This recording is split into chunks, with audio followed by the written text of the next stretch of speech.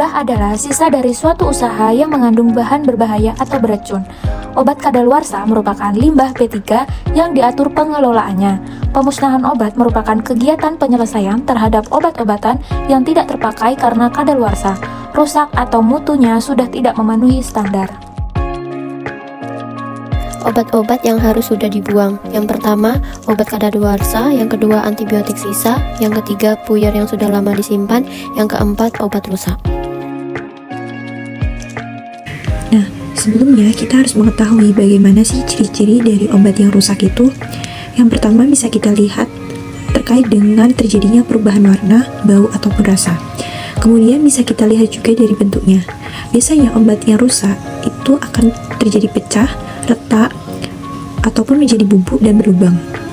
Yang ketiga, bentuk-bentuk obat seperti kapsul atau puyer atau tablet biasanya akan meningkat kelembapannya sehingga menjadi lembab atau lembek atau basah dan lengket.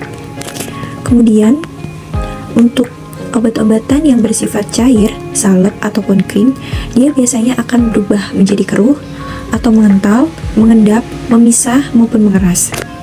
Kemudian yang kelima adalah biasanya juga bisa terjadi timbulnya noda, bintik-bintik atau mengeluarkan gas. Yang keenam adalah wadah atau kemasannya menjadi rusak. Dan yang terakhir adalah etiketnya tidak terbaca ataupun sobek. Dampak dari pembuangan obat yang salah, yang pertama dapat mencemarkan dan merusak lingkungan, yang kedua dapat membahayakan lingkungan hidup, yang ketiga membahayakan kelangsungan hidup manusia dan makhluk lainnya, dan yang terakhir menjadi sumber penyakit makhluk hidup. Lalu bagaimana sih cara membuang obat yang benar? Cara membuang obat yang benar, cara pertama hilangkan semua label dari wadah obat.